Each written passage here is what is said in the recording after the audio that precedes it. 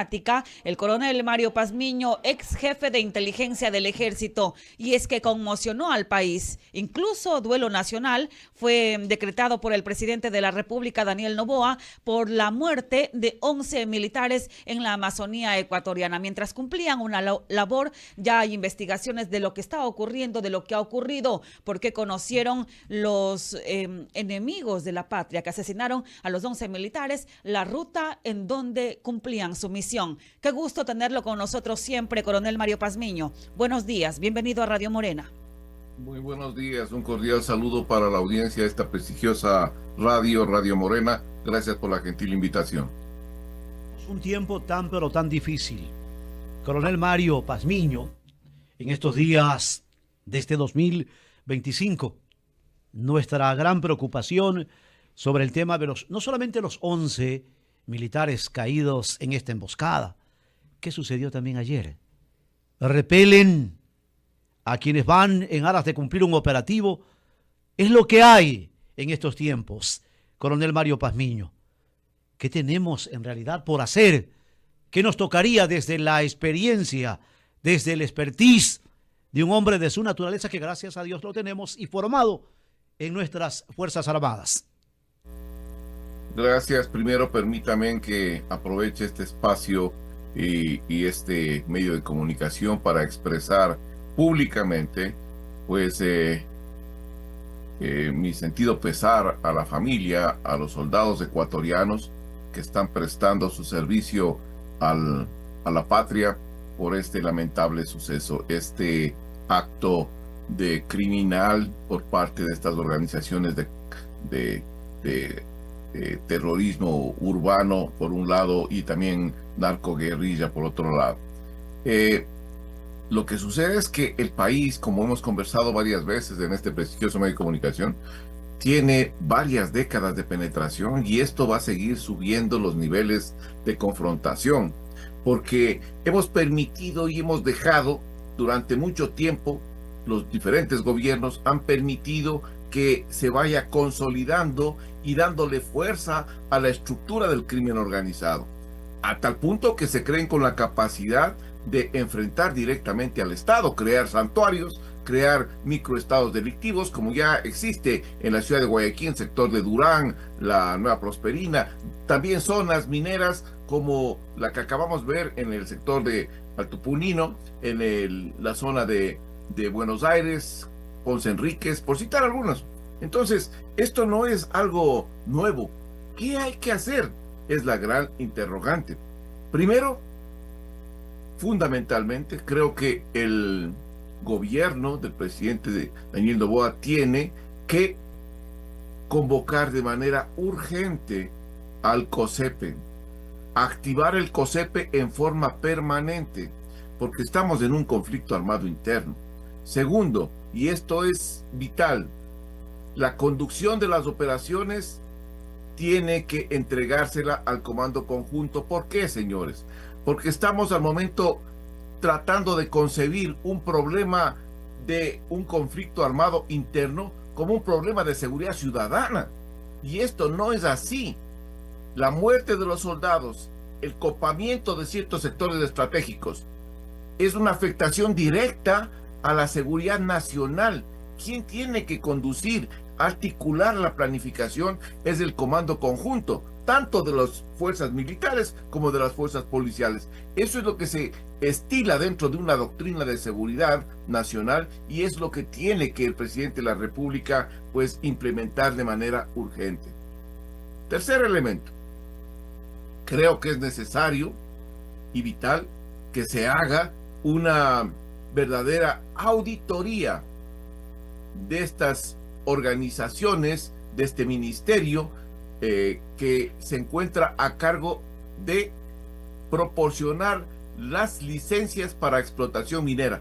Tiene que hacerse una auditoría inmediatamente porque aquí hay concesiones mineras que se siguen entregando a dedo por cantidad de dinero que cruza por debajo de la mesa. ¿Quiénes han tenido incidencia o injerencia en este tipo de oficinas o secretarías? Tiene necesariamente que hacerse una investigación pormenorizada, porque las operaciones que realizan Fuerzas Armadas, pues han sido cientos de operaciones contra la minería ilegal y nuevamente se activan en diferentes sectores.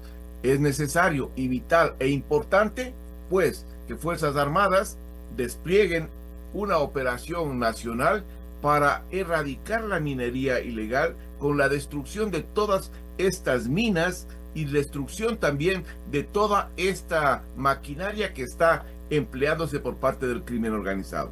Por otro lado, es necesario en todas estas zonas que han sido ya santuarios mineros, pues comenzar operaciones de rastrillaje para erradicar a todas estas organizaciones delictivas que están lucrando, explotando a mineros informales que, pues, por el temor, tienen que trabajar en una etapa de esclavitud hacia estas organizaciones delictivas. Así funcionan los comandos de la frontera, así funcionan las organizaciones delictivas ecuatorianas, que día a día pues siguen penetrando y estructurando un círculo mucho más amplio de copamiento en estos sectores de nuestro país.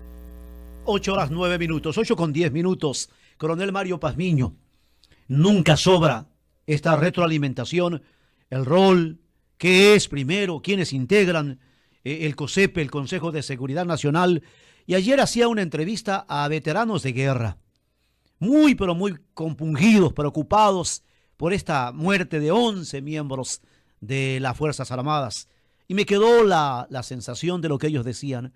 ¿Cómo está operando hoy en día lo que se conoce como COE? Entiendo yo que es precisamente el COE dentro de las Fuerzas Armadas, en cada una de las ramas de las Fuerzas Armadas. 8:10, al momento de ver como una especie de alta vulnerabilidad ante un compromiso que es un deber cívico patriótico como el suyo, y en el que hay en cada uno de los miembros, hombres y mujeres que se enrolan a nuestras gloriosas Fuerzas Armadas. Básicamente lo que yo estoy observando es que nos hemos vuelto muy confiados con relación a la amenaza, y esta confianza excesiva pues es uno de los factores que pueden tomarse como ventaja para las organizaciones delictivas. Generalmente cuando se hacen operaciones de rastrillaje o de toma de un destacamento o de un campamento guerrillero o de toma de una instalación con estas características, pues siempre se tiene que utilizar drones de avanzada, siempre se tiene que utilizar equipos de recon para poder adelantarse y tener la información de primera línea. Siempre se tiene que utilizar este tipo de operaciones con apoyo aéreo. ¿Qué quiero decir con esto? Helicópteros artillados para poder brindar la protección del caso a las patrullas que están en tierra.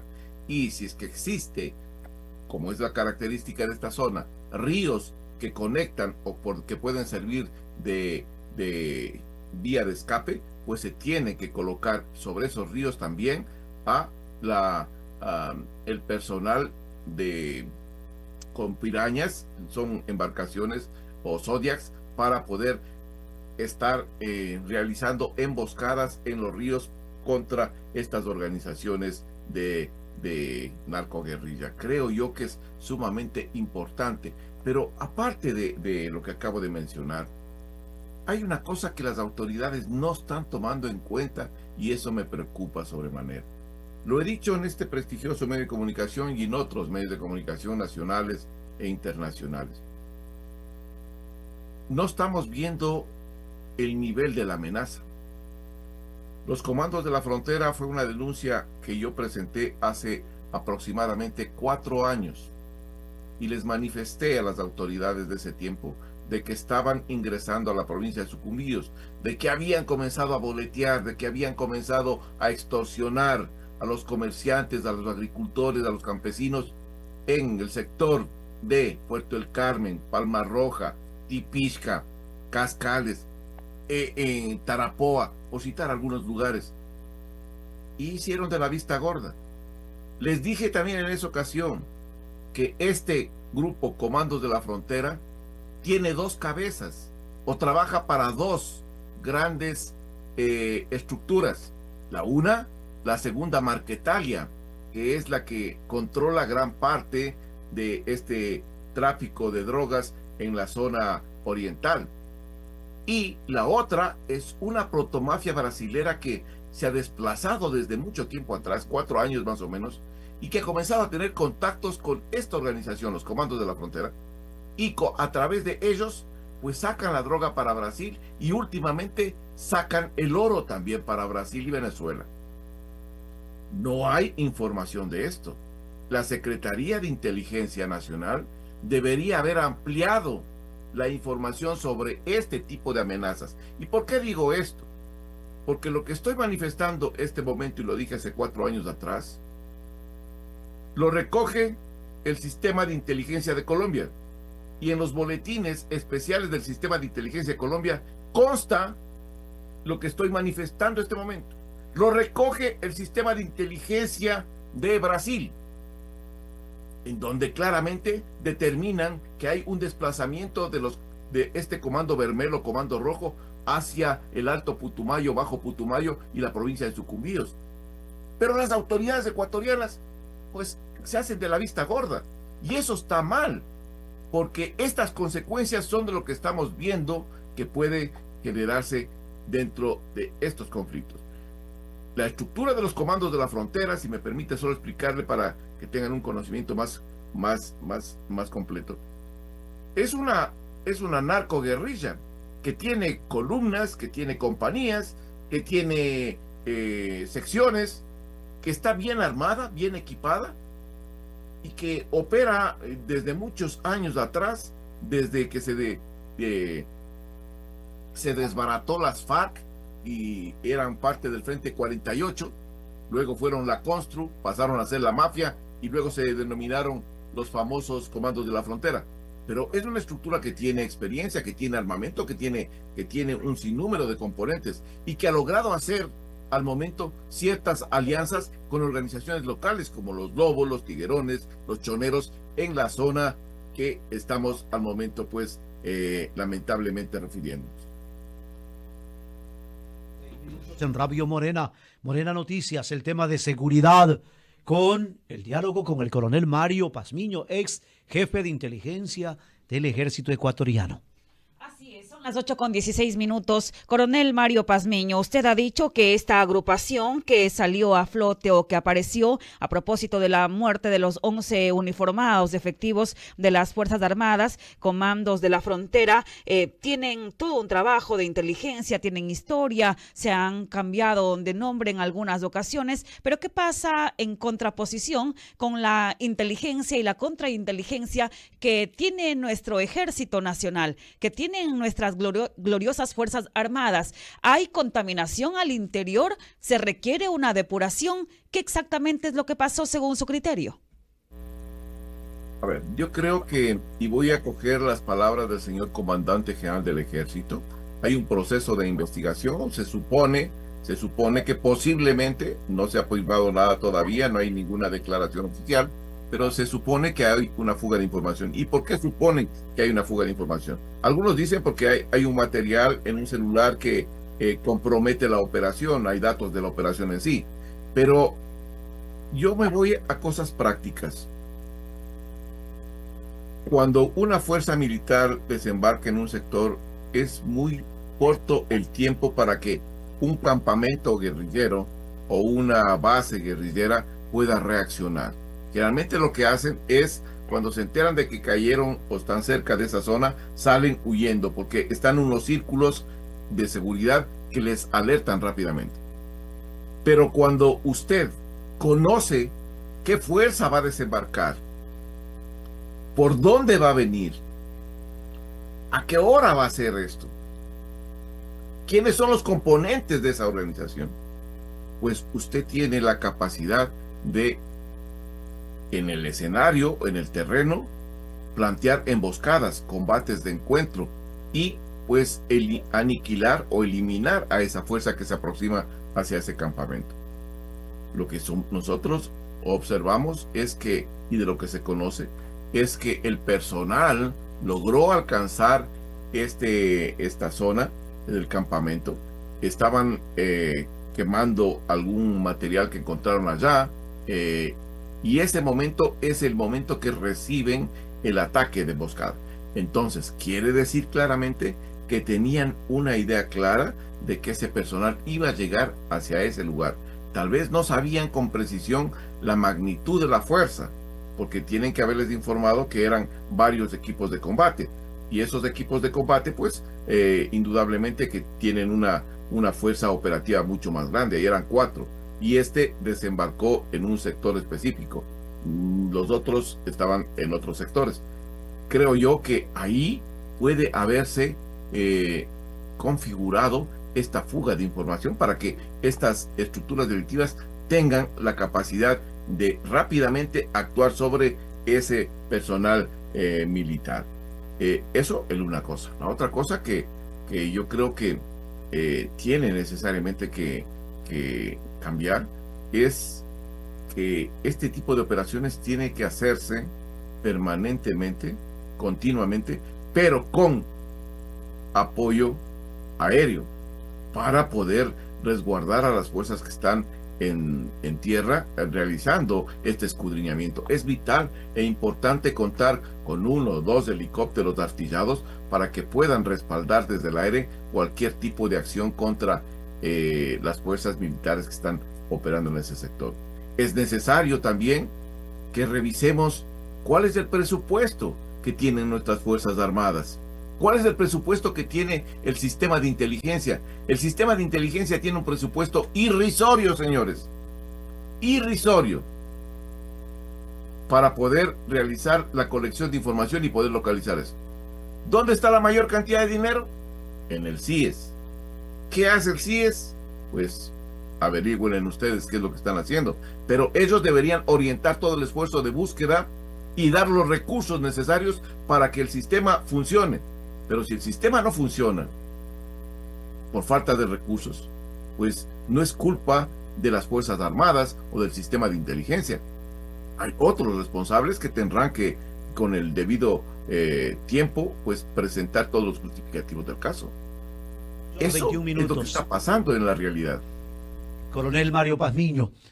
Están escuchando al coronel Mario Pazmiño en este diálogo a través de las ondas hercianas de Radio Morena y en cada una de nuestras aplicaciones. Coronel Mario Pazmiño, quiero ir un poquito más allá. Luego de todo esto, lo que viene.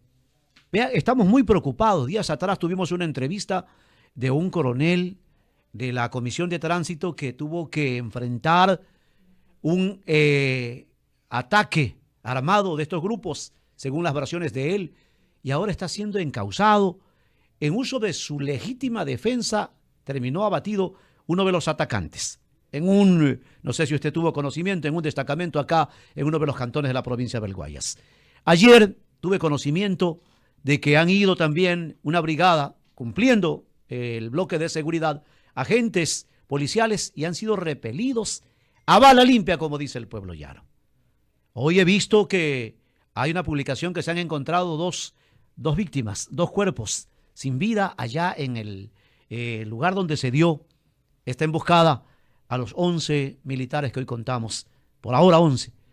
¿Qué estamos o cómo estamos revestidos? ¿Cuál es el rol que tiene que jugar, las responsabilidades que devienen del Estado, las fuerzas del orden público, que son la policía y las Fuerzas Armadas, en este contexto de violencia? Y lo que más me preocupa, estamos discutiendo qué tipo de normas existen, están actualizadas para en el caso en este tipo de situaciones, porque sí es lamentable ver que alguien, miembro de la fuerza pública, en el uso de su legítima defensa, ahora está a punto de ser, según avancen las sustanciaciones de los casos, no se asombren que sea condenado. Coronel Mario Pazmiño, también hay la necesidad de abordar estos temas. Vital e importante abordar esos temas, y por eso es lo que yo creo que el presidente de la República tiene mucha razón al expresarse públicamente de que es necesario pues reformar la Constitución. Yo voy por una reforma parcial de la Constitución porque creo y estoy convencido de que es necesario cambiar algunos articulados de esa Constitución que son garantistas para el crimen organizado, y eso hay que revisarlo.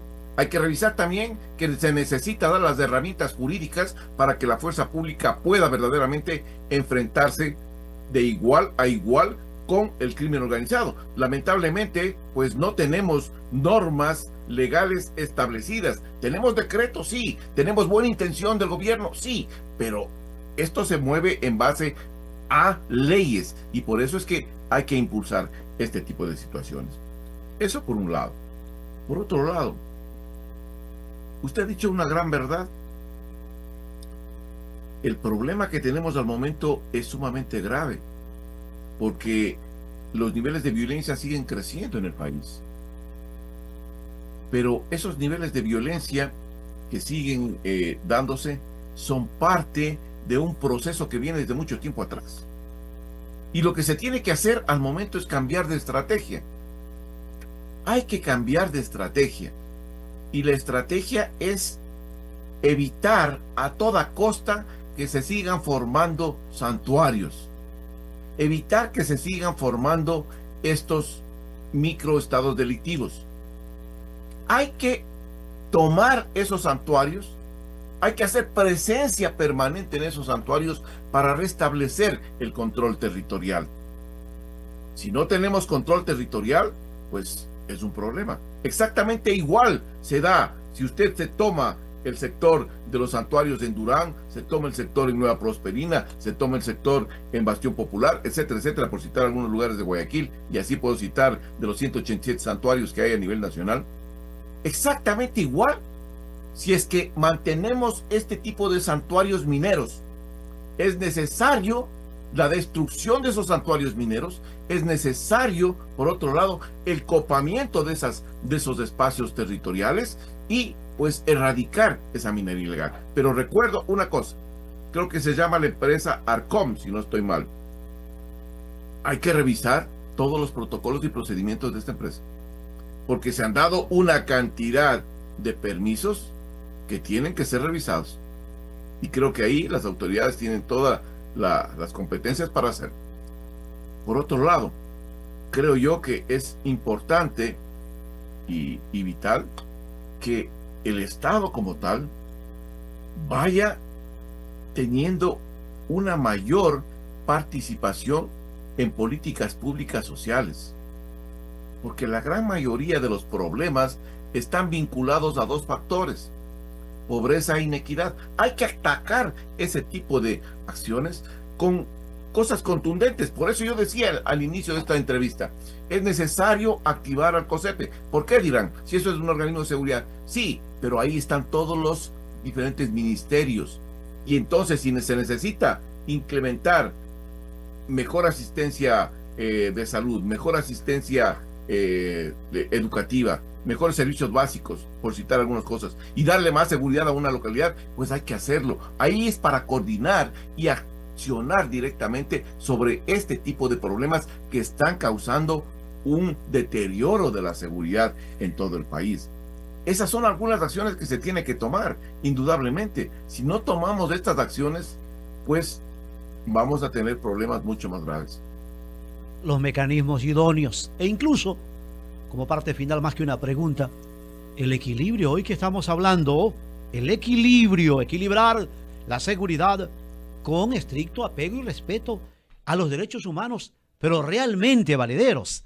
No puede seguir viviendo una sociedad con la sensación que más están para el lado de los agentes del mal, estas herramientas, estos mecanismos, que para la propia ciudadanía, quienes de manera lícitamente actúan, trabajan y viven el día a día en zozobra.